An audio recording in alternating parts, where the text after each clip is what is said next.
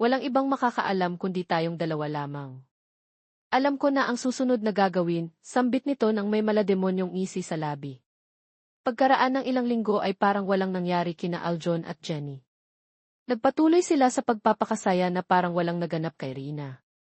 Cheers, love, matagumpay ng ngisi ni Jenny. Ang galing mo talaga magplano. Biruin mo, napatumba natin si Rina. Ang saklap lang kasi dahil kailangan niyang mamatay. Naman! Noon ko pa talaga gagawin yan, kaso pinipigilan mo lang ako. Taas kilay nitong sambit sa kaumupo sa kandungan ni Aljon. Ang sama mo talagang babae ka. Kaya gustong-gusto kita, anito sabay halik sa labi. Bolero. Ang akala nilang patay na si Rina ay may nakatagpo sa katawan nito sa tabi ng ilog. Miss, gumising, sigaw ng isang lalaking nakatagpo sa katawan ni Rina. Huwag! Huwag! Tanging yun lang ang lumalabas sa bibig ng babae ni hindi niya maidilat ang kanyang mga mata na parang binabangungot siya. Miss, gumising ka, patuloy na sigaw nito. Iho, buhay pa ba ang babaeng yan? Sambit naman ng isang matandang babae. Humihinga pa po siya, Lola. Iho, mas mabuting dalhin mo siya sa ospital. Kung madadala mo pa siya ngayon, may posibilidad na mailigtas mo pa siya, suhestyon ng matanda sa kanya. Sige po, Lola. Maraming salamat. Kaagad na binuhat ng lalaki ang katawan ni Rina at inalalayan sa kanyang sasakyan. Mabilis naman itong nagtungo sa malapit na ospital. Maya-maya pa'y narating na niya ang ospital at agaran itong pinaasikaso sa doktor. Dos Hidalgo. Steve, anong ginagawa mo rito? At saka, sino yung dala mong babae? Tanong ng doktor saka tiningnan mismo ang katawan nito. Wala na akong oras magpaliwanag. Buhay pa siya. Gawin mo na lang ang makakaya mo, Doc, para magising siya. CJ. Pero hanggang dito ka na lang muna sa labas. Babalitaan na lang kita pagkatapos naming ma-examine ang katawan ng babaeng to. Dumaan ang ilang oras na paghihintay at lumabas na si Dulcie Hidalgo. Dulcie, kamusta siya? Tanong niya rito. Stable na sa ngayon ang kalagayan niya, Steve. Mabuti na lang at kaagad mo siyang naisugod dito, kundi baka wala na siya ngayon. Hayaan na muna natin siyang magpahinga. Napabuntong hininga na lamang si Steve. Mabuti naman kung ganoon, Doc. Gaano-ano mo ba babaeng yon? Nobya mo, nakangising tanong nito. Anong nobya? Pinagsasasabi mo dyan, Doc. Natagpuan ko lang siya. Hindi naman masamang tulungan ko siya, di ba? Taas kilay nitong sagot sa doktor. Oh, bakit namumula ka dyan? Nagtatanong lang naman ako, patuloy na biro ng doktor sa binata. Ewan ko sa'yo, Doc. Makakaalis na nga muna dito. Aasikasuhin ko muna tong mga reports ko. Kamusta pala ang pagiging buhay, doktor? Kahapon pala nagsimula ang trabaho mo, di ba? Dapat pala ikaw na lang ang nag-asikaso sa babaeng yon. Tutal doktor ka na rin, ang hirap, Doc, At wala pang kasiguraduhang maililigtas ko ang buhay niya kung ako mismo ang mag-aasikaso, kaya dito ako nagtungo. Kung ganoon, mas mabuti pala ang ginawa mo. Sige na at may pasyente rin akong aasikasuhin, paalam ng doktor sa binata. Pagtapos niyang malaman ang kalagayan ng babaeng iniligtas niya, kaagad siyang nagtungo sa kanyang destinasyon. Bubuksan na sana niya ang kanyang mga reports nang tumawag si Dulcie Hidalgo sa kanya. Steve, nagkamalay na yung babaeng natagpuan mo sa ilog. Pumunta ka agad dito. Sige, Doc, papunta na ako. Ilang sandali pa ay nakarating si Steve nang mabilis sa ospital. Anong nangyari, Doc? May problema po ba? Tanong ng binata. Kanina pa siya umiiyak, Steve. Ginawa na namin ang lahat para mapatahan siya, pero ayaw niyang tumigil. Ayaw niya ring magsalita, kaya nakasalalay na talaga sa iyo ang lahat. Paliwanag ng doktor sa kanya. Sige, Doc. Maiwan niyo po muna sana kami. Ako na ang bahala sa kanya, kaagad namang lumabas ng kwarto si Dulcie Hidalgo. Miss, okay ka lang ba? May masakit ba sa'yo? Walang sagot ang narinig ng binata mula rito. Tinatanong kita kung okay ka lang ba? Ulit na tanong ng binata. Sino ka? Nanginginig nitong tanong. Isa akong doktor, miss. Huwag kang matakot. Nandito ako para tumulong. Pwede kang magkwento sa akin sa kung anong nangyari sa'yo, mahinahong saad ng binata sa babae. Mga walang hiya sila. Tinangka nila akong patayin. Ang asawa ko, niloko lamang ako. Kitang-kita ni Steve ang panginginig nito sa sobrang takot. Napansin niya na lang na unti-unting umiiyak ang mga mata nito. Miss, nagsasabi ka ba ng totoo? Pagdadalawang isip pa niyang tanong. Mukha ba akong nagbibiro? Itong singsing na to, bigay ito ng lalaking pinapangarap ko, pero niloko niya lang ako. Patuloy na itong umiyak habang turo ang singsing na nakasuot sa palasingsingan daliri nito. Miss, pwede mo bang sabihin sa akin ang pangalan mo para maibalik na kita sa asawa mo? Huwag. Hindi. Hindi. Huwag mo akong ibabalik. Papatayin ulit nila ako. Maawa ka sa akin pag mamakaawa nito. Pero, miss, nagmamakaawa ako sa'yo.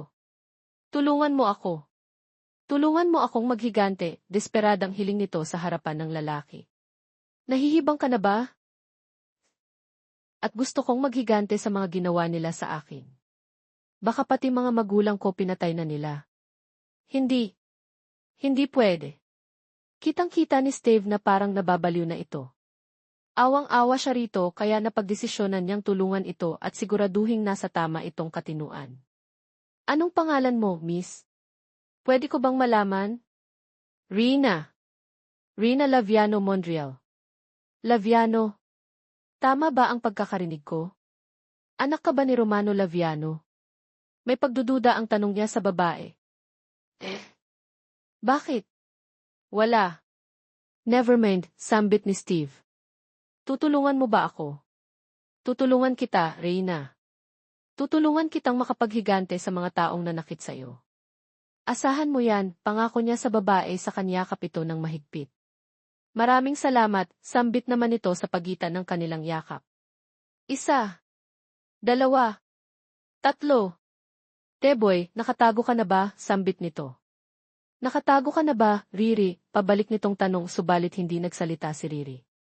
Hindi maiwasan ni Steve na bumalik ang mga alaala niya noong kabataan pa lang nila.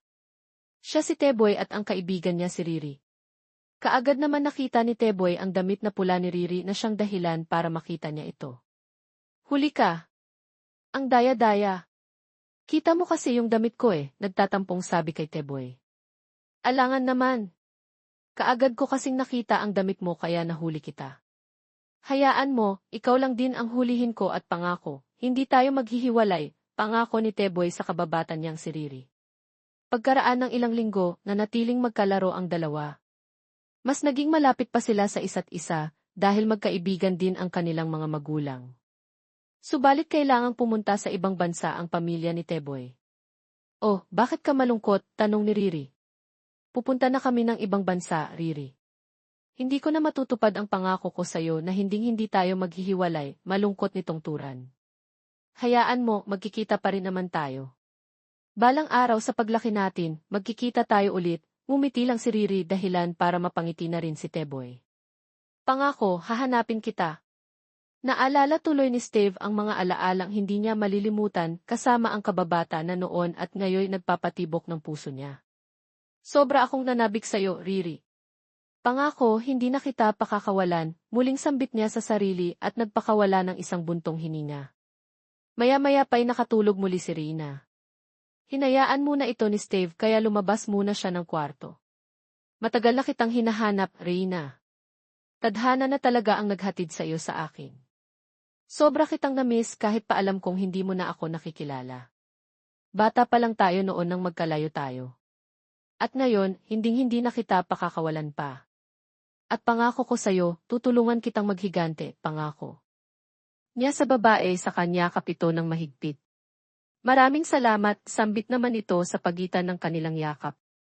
1, 2, 3. Teboy, nakatago ka na ba? Sambit nito. Nakatago ka na ba? Riri, pabalik nitong tanong subalit hindi nagsalita si Riri. Hindi maiwasan ni Steve na bumalik ang mga alaala niya noong kabataan pa lang nila. Siya si Teboy at ang kaibigan niya si Riri. Kaagad naman nakita ni Teboy ang damit na pula ni Riri na siyang dahilan para makita niya ito. Huli ka. Ang daya-daya. Kita mo kasi yung damit ko nagtatampong sabi kay Teboy. Alangan naman. Kaagad ko kasing nakita ang damit mo, kaya nahuli kita. Hayaan mo, ikaw lang din ang hulihin ko at pangako. Hindi tayo maghihiwalay, pangako ni Teboy sa kababatan niyang si Riri. Pagkaraan ng ilang linggo, nanatiling magkalaro ang dalawa. Mas naging malapit pa sila sa isa't isa, dahil magkaibigan din ang kanilang mga magulang. Subalit kailangang pumunta sa ibang bansa ang pamilya ni Teboy. Oh, bakit ka malungkot? Tanong ni Riri. Pupunta na kami ng ibang bansa, Riri. Hindi ko na matutupad ang pangako ko sa'yo na hinding-hindi tayo maghihiwalay, malungkot nitong turan. Hayaan mo, magkikita pa rin naman tayo. Balang araw sa paglaki natin, magkikita tayo ulit, mumiti lang si Riri dahilan para mapangiti na rin si Teboy. Pangako, hahanapin kita. Naalala tuloy ni Steve ang mga alaalang hindi niya malilimutan, kasama ang kababata na noon at ngayoy nagpapatibok ng puso niya. Sobra akong nanabik sa'yo, Riri. Pangako, hindi na kita pakakawalan, muling sambit niya sa sarili at nagpakawala ng isang buntong hininga. Maya-maya pa'y nakatulog muli si Rina. Hinayaan mo na ito ni Steve kaya lumabas muna siya ng kwarto. Matagal na kitang hinahanap, Rina. Tadhana na talaga ang naghatid sa'yo sa akin. Sobra kitang na-miss kahit pa alam kong hindi mo na ako nakikilala. Bata pa lang tayo noon nang magkalayo tayo. At ngayon, hinding-hindi na kita pakakawalan pa. At pangako ko sa'yo, tutulungan kitang maghigante, pangako niya sa babae sa kanya kapito ng mahigpit. Maraming salamat, sambit naman ito sa pagitan ng kanilang yakap. At diyan nagtatapos ang ating kwentong pinamagatang, The Revenge of the Legal Wife, written by All for Faith. Mga kaibigan and avid listeners, don't forget to like our videos and subscribe to our channel for more wonderful stories mula sa aming main channel Rendell Tagalog Love Stories and for our second channel Miss R Stories. Lubos po namin pinapasalamatan ang inyong suporta and pagtangkilik sa aming mga likang istorya. Ingat po kayong lahat and have a good day everyone. Paalam. Huwag mo na akong paikutin, Rina. Sawang-sawa na ako sa mga pag-iyak-iyak mo. Patuloy lamang sa pagsisigaw si Aljon hanggang sa may kinuha siyang isang maleta na punong-puno ng gamit niya.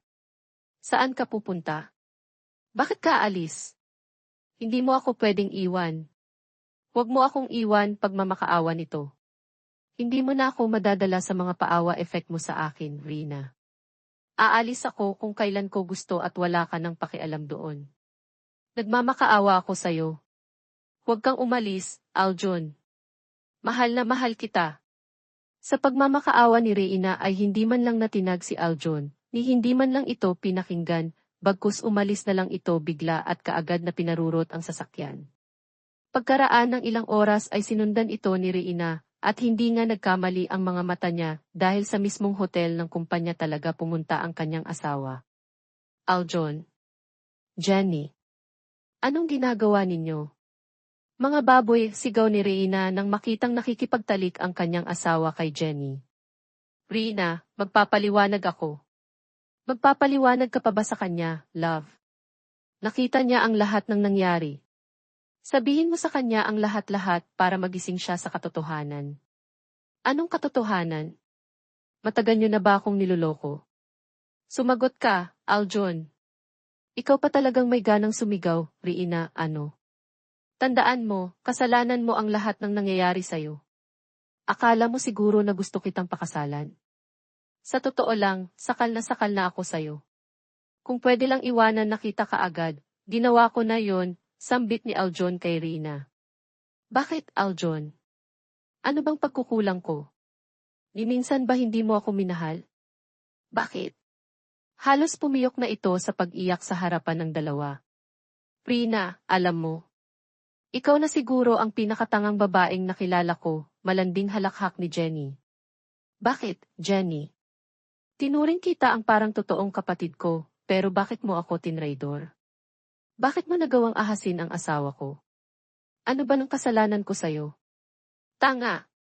At uto-uto ka talaga. Iba ka talaga, Rina. Napakasinto. Dahil hindi naman talaga kita itinuring na kaibigan. Nakakasawa lang ang pagkatao mo. Dahil sa narinig ni Reina mula kay Jenny, kaagad niya itong sinugod at kinuha ang isang ballpen. Sige, patayin mo ako kung kaya mo. Sige, Saksakin mo ako ng ballpen na yan, banta nito. Wag na wag mong sasaktan si Jenny. Subukan mo lang na hawakan siya, Rina, at makakatikim ka sa akin. Walang hiya kang babae ka. Haliparot ka. Ano ba nang pinakain mo sa asawa ko at nilandi mo siya, ha? Ano? Pagsugod ni Reina saka sinabunutan ng buhok nito. Aljon, please, tulungan mo ako. Pilit na ng laban si Jenny, ngunit sobrang malakas si Rina. Bitawan mo siya, Rina, nangangalating sigaw ni Aljon. Bakit mo ba siya pinagtatanggol, Aljon? Ako ang asawa mo. Pues ngayon, hindi na. Dinadala lang naman ni Jenny ang magiging anak ko. At wala na ring saysay kung magsasama pa tayo. Hindi nakinig si Reyna sa sinasabi ni Aljon. Bagkus, sinugod niyang muli si Jenny. Malandi kang babae ka.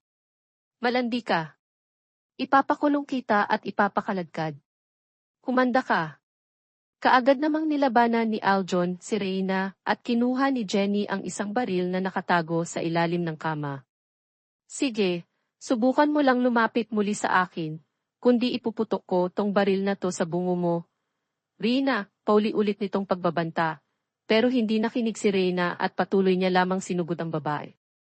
Ikaw muna ang papa, hindi na natapos pa ni Reyna ang sinasabi. Bigla na lang pumutok ang baril na hawak-hawak ni Jenny. Sa masamang palad, si Reyna ang tinamaan.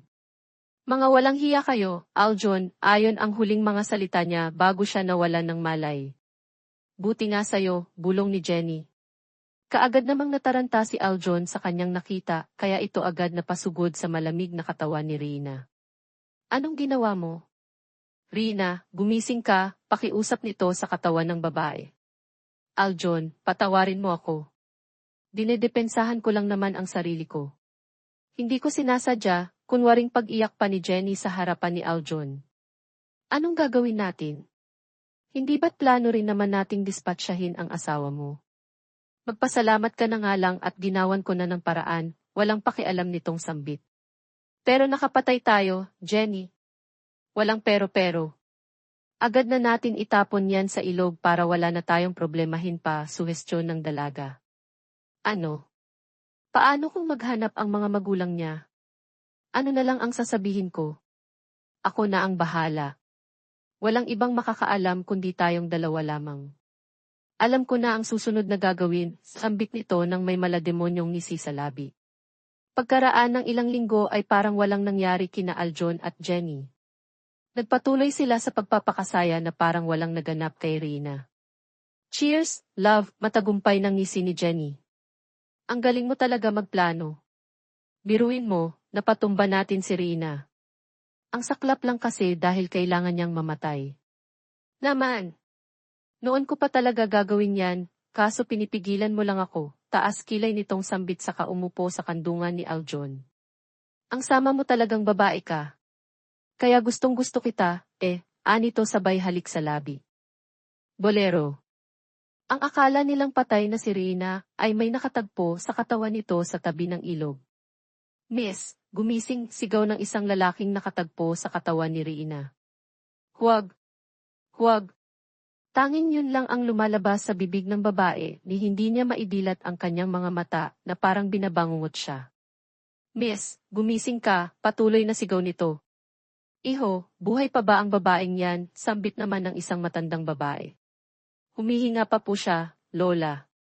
Iho, mas mabuting dalhin mo siya sa ospital. Kung madadala mo pa siya ngayon, may posibilidad na mailigtas mo pa siya, suhestyon ng matanda sa kanya. Sige po, Lola. Maraming salamat. Kaagad na binuhat ng lalaki ang katawan ni Reyna at inalalayan sa kanyang sasakyan. Mabilis naman itong nagtungo sa malapit na ospital. Maya-maya pa'y narating na niya ang ospital at agaran nitong pinaasikaso sa doktor. Doc Hidalgo. Steve, anong ginagawa mo rito?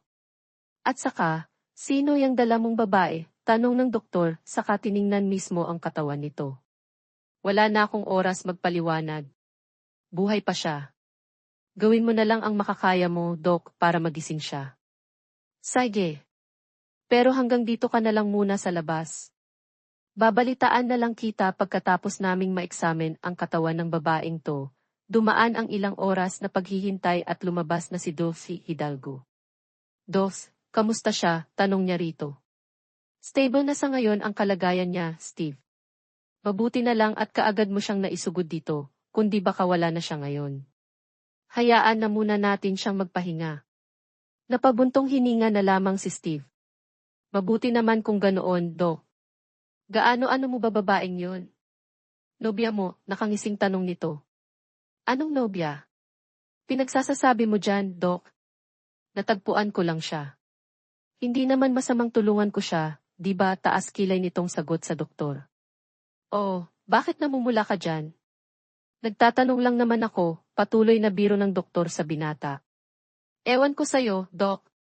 Makakaalis na nga muna dito. Aasikasuhin ko muna tong mga reports ko. Kamusta pala ang pagiging buhay, doktor? Kahapon pala nagsimula ang trabaho mo, di ba? Dapat pala ikaw na lang ang nag-asikaso sa babaeng yun. Tutal doktor ka na rin, ang hirap, Doc, eh. At wala pang kasiguraduhang maililigtas ko ang buhay niya kung ako mismo ang mag-aasikaso, kaya dito ako nagtungo. Kung ganoon, mas mabuti pala ang ginawa mo. Sige na at may pasyente rin akong aasikasuhin, paalam ng doktor sa binata. Pagtapos niyang malaman ang kalagayan ng babaeng iniligtas niya, kaagad siyang nagtungo sa kanyang destinasyon.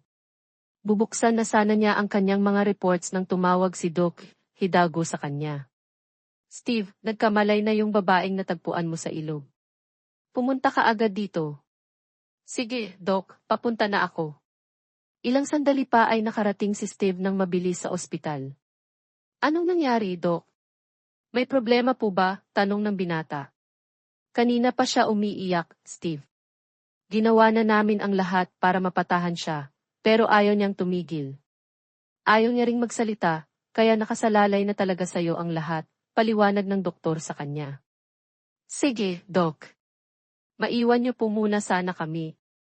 Ako na ang bahala sa kanya, kaagad namang lumabas ng kwarto si Doc Hidalgo. Miss, okay ka lang ba? May masakit ba sa'yo? Walang sagot ang narinig ng binata mula rito. Tinatanong kita kung okay ka lang ba, ulit na tanong ng binata. Sino ka? Nanginginig nitong tanong. Isa akong doktor, miss. Huwag kang matakot. Nandito ako para tumulong. Pwede kang magkwento sa akin sa kung anong nangyari sa'yo, mahinahong saad ng binata sa babae. Mga walang hiya sila. Tinangka nila akong patayin. Ang asawa ko, niloko lamang ako. Kitang-kita ni Steve ang panginginig nito sa sobrang takot. Napansin niya na lang na unti-unting umiiyak ang mga mata nito. Miss, nagsasabi ka ba ng totoo? Pagdadalawang isip pa niyang tanong. Mukha ba akong nagbibiro? Itong singsing na to, bigay ito ng lalaking pinapangarap ko, pero niloko niya lang ako. Patuloy na itong umiyak habang turo ang singsing na nakasuot sa palasingsingan dalil nito. Miss, pwede mo bang sabihin sa akin ang pangalan mo para maibalik na kita sa asawa mo? Huwag. Hindi. Hindi. Huwag mo akong ibabalik. Papatayin ulit nila ako. Maawa ka sa akin pag mamakaawa nito. Pero, miss, nagmamakaawa ako sa'yo. Tulungan mo ako. Tulungan mo akong maghigante, desperadang hiling nito sa harapan ng lalaki. Nahihibang ka na ba? Oo. At gusto kong maghigante sa mga ginawa nila sa akin. Baka pati mga magulang ko pinatay na nila. Hindi. Hindi pwede. Kitang-kita ni Steve na parang nababaliw na ito. Awang-awa siya rito, kaya napagdesisyonan niyang tulungan ito at siguraduhing nasa tama itong katinuan. Anong pangalan mo, miss? Pwede ko bang malaman? Rina ay. Rina Laviano Mondreal. Laviano. Tama ba ang pagkakarinig ko? Anak ka ba ni Romano Laviano? May pagdududa ang tanong niya sa babae. Oh. Bakit? Wala. Never mind, sambit ni Steve. Tutulungan mo ba ako? Tutulungan kita, Rina. Tutulungan kitang makapaghigante sa mga taong nanakit sa'yo. Asahan mo yan, pangako niya sa babae sa kanya kapito ng mahigpit. Maraming salamat, sambit naman ito sa pagitan ng kanilang yakap. 1, 2, 3. Teboy, nakatago ka na ba? Sambit nito. Nakatago ka na ba, Riri? Pabalik nitong tanong subalit hindi nagsalita si Riri. Hindi maiwasan ni Steve na bumalik ang mga alaala niya noong kabataan pa lang nila. Siya si Teboy at ang kaibigan niya si Riri. Kaagad naman nakita ni Teboy ang damit na pula ni Riri na siyang dahilan para makita niya ito. Huli ka! Ang daya-daya! Kita mo kasi yung damit ko nagtatampong sabi kay Teboy. Alangan naman! Kaagad ko kasing nakita ang damit mo kaya nahuli kita. Hayaan mo, ikaw lang din ang hulihin ko at pangako, hindi tayo maghihiwalay, pangako ni Teboy sa kababatan niyang si Riri. Pagkaraan ng ilang linggo, nanatiling magkalaro ang dalawa. Mas naging malapit pa sila sa isa't isa, dahil magkaibigan din ang kanilang mga magulang. Subalit kailangang pumunta sa ibang bansa ang pamilya ni Teboy. Oh, bakit ka malungkot? Tanong ni Riri. Pupunta na kami ng ibang bansa, Riri. Hindi ko na matutupad ang pangako ko sa'yo na hinding-hindi tayo maghihiwalay, malungkot nitong turan. Hayaan mo, magkikita pa rin naman tayo. Balang araw sa paglaki natin, magkikita tayo ulit, ngumiti lang si Riri dahilan para mapangiti na rin si Teboy. Pangako, hahanapin kita. Naalala tuloy ni Steve ang mga alaalang hindi niya malilimutan kasama ang kababata na noon at ngayon nagpapatibok ng puso niya. Sobra akong nanabik sa'yo, Riri. Pangako, hindi na kita pakakawalan, muling sambit niya sa sarili at nagpakawala ng isang buntong hininga. Maya-maya pa'y nakatulog muli si Rina. Hinayaan muna ito ni Steve kaya lumabas muna siya ng kwarto. Matagal na kitang hinahanap, Rina. Tadhana na talaga ang naghatid sa iyo sa akin. Sobra kitang na-miss kahit pa alam kong hindi mo na ako nakikilala. Bata pa lang tayo noon nang magkalayo tayo. At ngayon, hinding-hindi na kita pakakawalan pa. At pangako ko sa'yo, tutulungan kitang maghigante. Makalipas ang 1 taon mula nang mangyari ang insidente kay Rina, tuluyan na siyang nakabangon at handang-handa na siyang maghigante. Matagal nang patay ang dating Rina. Ngayon naman, maniningil ako, sambit ni Rina sa harap ng salamin. Bagay sa'yo iyang pulang lipstick na binigay ni Mom. Puri naman ni Steve sa kanya sabay kindat. Bolero ka talaga. Uy, hindi kita binubola ha. Tara na nga't baka malate pa tayo sa selebrasyon na hinding-hindi ko dapat mamiss, anito sabay ngisi. Hindi mo talaga dapat mamiss yun, Rina. Ano na lang kaya ang magiging reaksyon nila sa pagbabalik mo sa mismong kasal pa talaga nila? Makikita nila. Suot ngayon ni Rina ang isang pulang damit, simbolo ng paghihigante. Mariin at mahinahon lamang siyang bumaba sa kotse at mabilis na pumasok ng simbahan. Hindi naman masama ang selebrasyon niyo ngayon. Paano niyo kaya nauto ang mga magulang ko? Sambit ni Rina sa kanyang sarili na halatang nagpipigil lamang ng galit. Hintayin kita dito sa labas. Okay. Huwag kang mag-alala, Steve, kayang-kaya ko to, makikita nila. Pagngisi ni Rina habang ninanamnam ang magiging tagumpay. Sa dami ng shots na nakunan, hindi na tuloy makapili si Rina. Nalilito tuloy siya kung kukunin niya ba lahat ng litratong iyon. Sayang naman kung hindi ko kukunin lahat, love, no, saad niya, habang hawak-hawak ang mga piraso ng litrato. Sige, kunin mo na lahat, love. May aasikasuhin lang akong bisita, ha? Hintayin mo na lang ako dito, okay? Sige, aasikasuhin ko rin muna ibang bisita. Saka kakausapin ko rin yung mga kararating lang, sambit ni Rina, saka iniwan na muna ang asawa.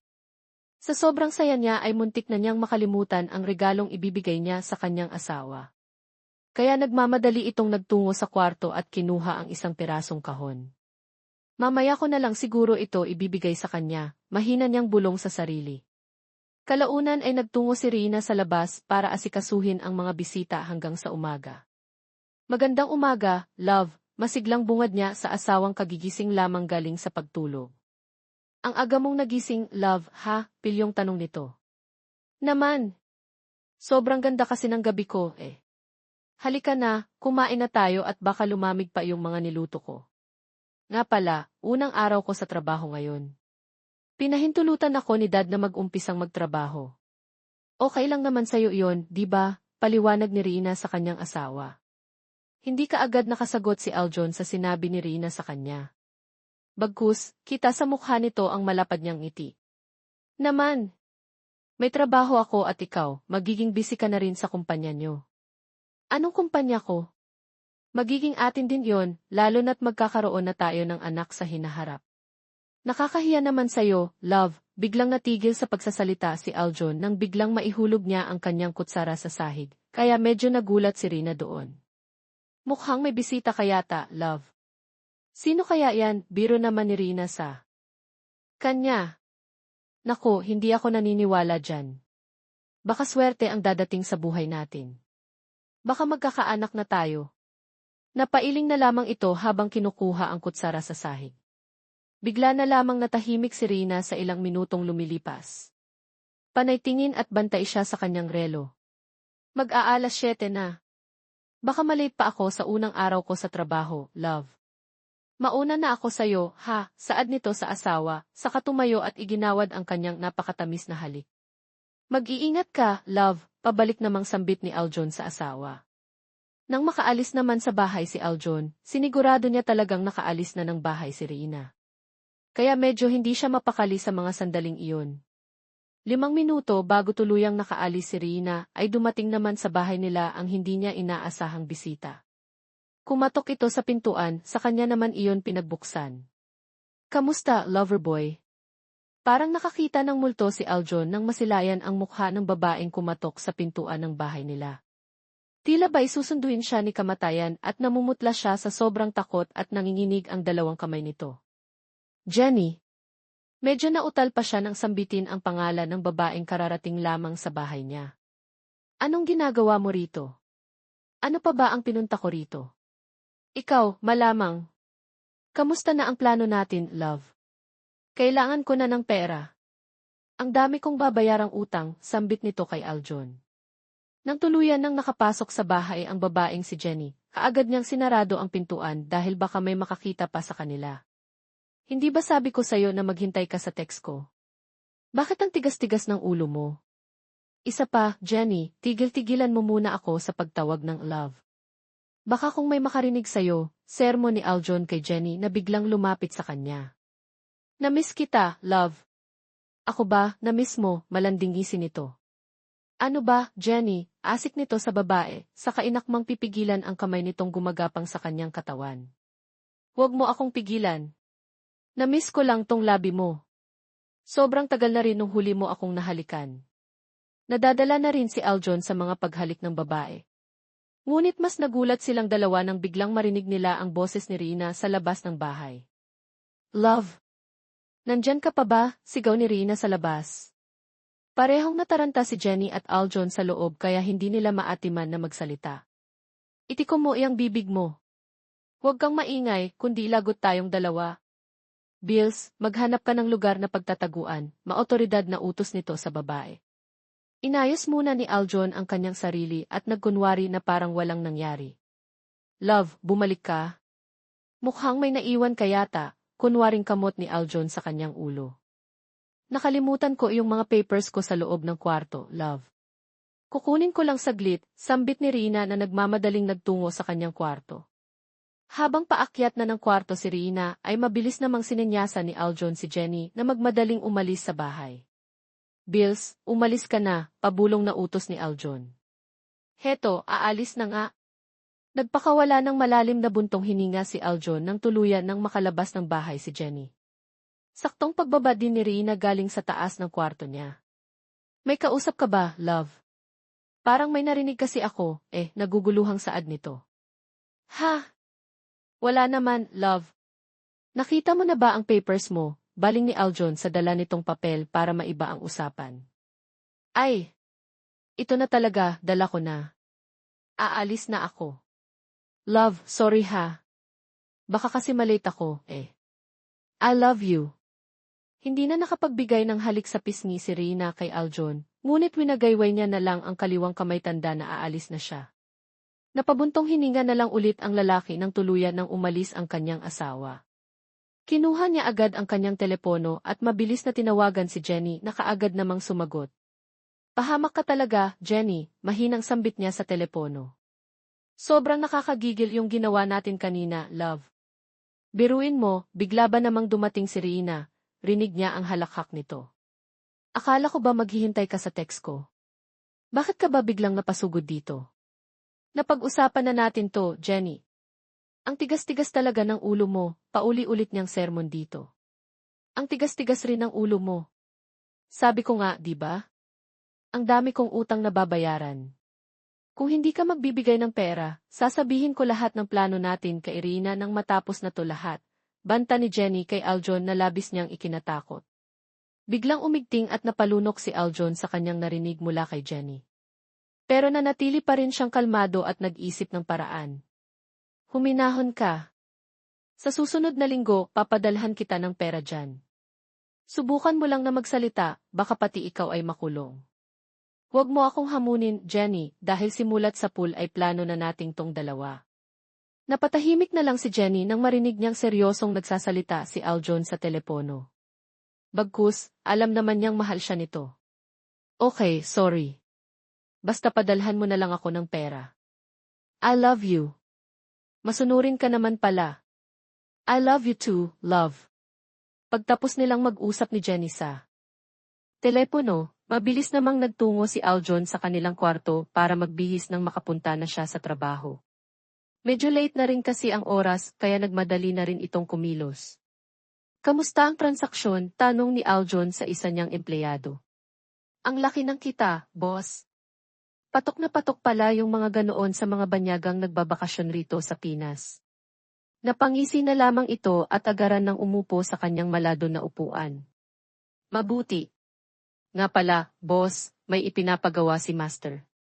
Kailangan raw nating makabenta ng doble sa aabutin na buwan ng Oktubre, dahil kung hindi raw, ipapatanggal niya lahat ng empleyado dito, paliwanag nito sa boss niya, kaya biglang nagbago ang ekspresyon nito sa mukha. Sa gabal. Ano bang gustong ibenta ni Master? Matumalang bentahan sa Oktubre. Nanadya ba siya, nangangalating usan ito sa harap ng kanyang empleyado. Hindi ko alam, boss. Basta ang sabi niya dapat doble ang benta, kundi lagot tayo. Anong gagawin natin, boss? Kukuha na ba tayo ng dagdag na empleyado? Rinig niyang suhestyon nito. Sira ulo ka ba? Gusto mo pang magdagdag ng empleyado? Wala na nga tayong sinasahod tapos magdadagdag pa talaga. Wala na bang matinong lalabas dyan sa bibig mo? Patawad, boss. Sisikapin ko pong makabenta ng doble sa Oktubre. Dapat lang. Makakaalis ka na. Ayoko makita ang pagmumukha mo rito hanggang wala ka pang naibibentang droga. Walang ibang nagawa si Aljon, kundi ang tumahimik na lamang at mapaupo sa kanyang pwesto habang nag-iisip ng planong hahakbangin. Hanggang sa tumunog ang kanyang telepono at tumawag ang kanyang asawa na si Rina. Rina, napatawag ka? Sir, kayo po ba ang asawa ni Emaras Rina Mondreal? Rinig nitong tanong ng isang babae sa telepono. Oo, bakit? Nasaan na asawa ko? Bakit iba ang sumagot sa telepono niya? Kabdong tanong niya. Napahawak na lang sa mismong dibdib si Aljon. Ang asawa niyo po, hinimatay habang nagtatrabaho. Paano? Nasaan siya ngayon? Ibigay mo sa akin ang address, pupuntahan ko agad. Nasa Mother of Mercy Hospital po kami, sir.